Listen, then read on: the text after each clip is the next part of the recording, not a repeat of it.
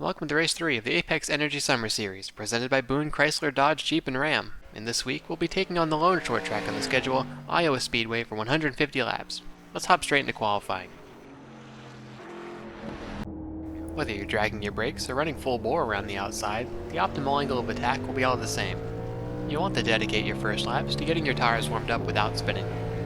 Once you get up to speed, I'd recommend running around the outside, but with that said, bumps in turn 1 can throw you into the wall, so you may benefit from running a lane lower as you get yourself ready for your hot lap.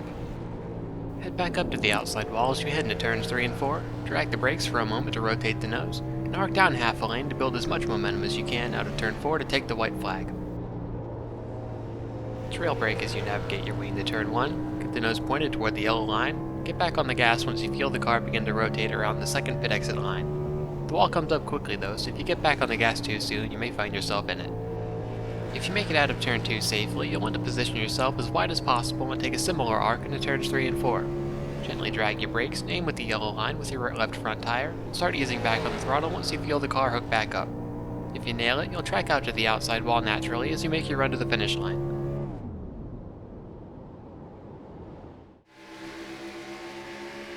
This week, the key to victory will be momentum. Running the inside in the corners and tracking up to the walls and the straightaways will be your best bet if you're alone, but if you're in a pack of cars, you'll want to place yourself in the outside door of the car below you. It's easy to overshoot the corners and square off your exits by mistake, so focus on rolling the center of the corners to the best of your ability. We also have a few massive bumps on the outside of turn 1, so you'll want to avoid those at all costs. They'll upset the car and completely ruin your momentum if you're not careful, so you'll want to stay below the dotted white line on that end of the track. In turns 3 and 4, however, every lane is fair game. As the run goes on and the inside line begins to heat up, the outside may become the preferred line, so I would recommend getting acquainted with it and finding your limits during practice. With that being said, we still only have 2 sets of tires in the pits, so you may want to use that outside line sparingly. It pays off if you use it properly, but if you find yourself overdriving corners and failing to back up your entries, your tires will punish you for it.